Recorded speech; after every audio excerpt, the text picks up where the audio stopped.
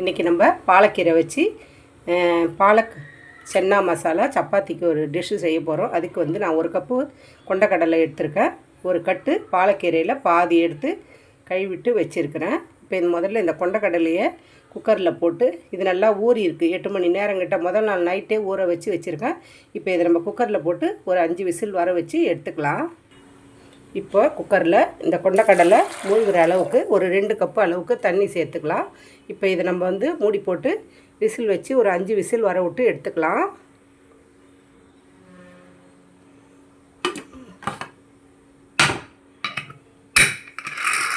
இப்போது நம்ம அந்த கொண்டக்கடலை வேகிற கேப்பில் இப்போ ஒரு அகலமான பாத்திரத்தில் கொஞ்சமாக வந்து மூழ்கிற அளவுக்கு தண்ணி ஊற்றி கொஞ்சம் மஞ்சத்தூள் போட்டுட்டு இந்த பாலக்கீரையை இதில் அமுத்தி விட்டுக்கலாம். இது மூழ்கிற அளவுக்கு இருக்கட்டும். நல்லா ஒரு கொதி வரட்டும். ஒரு கொதி 2 கொதி வந்த பிறகு நம்ம எடுத்துக்கலாம். நல்லா வந்து கீரை மூழ்கிற அளவுக்கு நம்ம தண்ணி ஊற்றிருக்கிறோம். இப்போ இது நல்லா கொதி ஒரு கொதி வந்தோடனே திருப்பி விட்டு இன்னொரு கொதி வந்தோடனே நம்ம எடுத்துக்க போகிறோம். இப்போ இது வந்து மஞ்சத்தூள் போடுறதுனால இது பசுமை நிறம் மாறாமல் இருக்கும். அதுக்காக தான் நம்ம மஞ்சத்தூள் கீரையில் சேர்க்குறோம். இப்போ பாருங்கள், நல்லா தண்ணி கொதிக்க ஆரம்பிச்சிருச்சு. இப்போ நான் கீரையை 2 பக்கமாக திருப்பி போட்டு நல்லா வந்து அதோட இது போகிற அளவுக்கு வாசம் போகிற அளவுக்கு வச்சாச்சு. இப்போ ஸ்டவ் ஆஃப் பண்ணிவிட்டு இந்த கீரையை வடிகட்டி எடுத்துக்கலாம். இப்போது நம்ம இந்த பாலக்காழை வந்து ஆறிடுச்சு. இப்போ இதை ஒரு மிக்ஸி ஜாரில் சேர்த்துக்கலாம். இதுக்கு ஒரு 3 பச்சை மிளகாய் சேர்த்துக்கலாம். ஒரு 4-5 பல்லு பூண்டு, ஒரு சின்ன 1 இன்ச் அளவுக்கு இஞ்சி, கொஞ்சமாக கொத்தமல்லி தழை இதை சேர்த்து நம்ம அரைச்சிக்க போகிறோம். இது கூடவே ஒரு 1/2 கப் அளவுக்கு தயிர், நல்லா புளிக்காத கெட்டி தயிராக சேர்த்து இதையும் சேர்த்து பயன்படுத்தி அரைச்சிக்கலாம். இப்போ பாருங்கள், இதை நான் நல்லா அரைச்சி எடுத்துன்னு வந்துட்டேன்.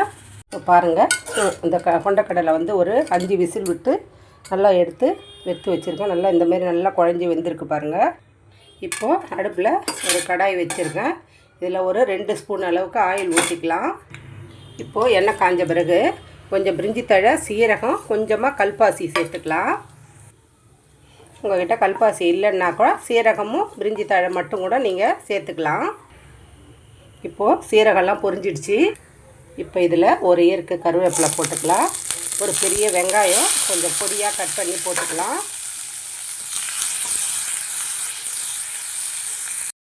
இப்போ இந்த வெங்காயத்தை நல்லா நம்ம வதக்கி எடுத்துக்கலாம்.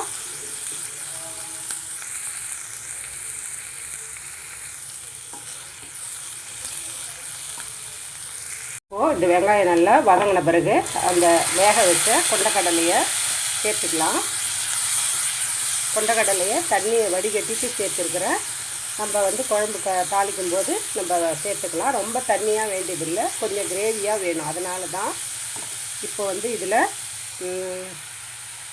பாருங்கள், நான் தனி மிளகாத்தூள் 1 ஸ்பூன், மல்லித்தூள் 1 ஸ்பூன், மஞ்சத்தூள், கரம் மசாலா தூள் இதை வச்சுருக்கிறேன். இதையும் இதில் சேர்க்குறேன். இப்போ இதை சேர்த்து நல்லா நம்ம வறுத்துக்கலாம். இதில்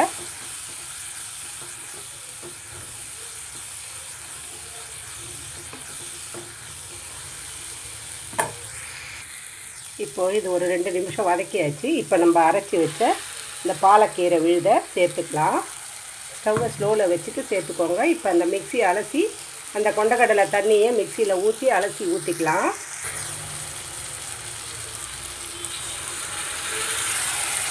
இது கொஞ்சம் கெட்டியாக இருந்தால் தான் நல்லாயிருக்கும். அதனால் தண்ணி ரொம்ப ஊற்ற வேணாம். அதனால தான் கொண்டக்கடலையில் 1 கப்பு கொண்டக்கடலைக்கு 2 கப்பு தண்ணி வச்சோம். இப்போ அதில் கொஞ்சம் இருந்த தண்ணியை மிக்சியில் அலசி ஊற்றியாச்சு. இப்போ இது நல்லா பச்சை வாடை போகிற அளவுக்கு பதங்கட்டும். இப்போது இதுக்கு தேவையான அளவு உப்பு சேர்த்துக்கலாம். இப்போ இதை உப்பு போட்டு நல்லா கலந்து கொடுத்துட்டு நம்ம ஊற்றின எண்ணெய் வந்து பிரிஞ்சு வரும், மேலே மிதக்கும். அந்த அளவு நம்மளுக்கு அதுதான் வந்து கரெக்டான பக்குவம். இப்போ இது நல்லா வதங்கி வரட்டும். ஒரு மூடி போட்டு நல்லா சிம்மில் வச்சு கொதிக்க விடலாம்.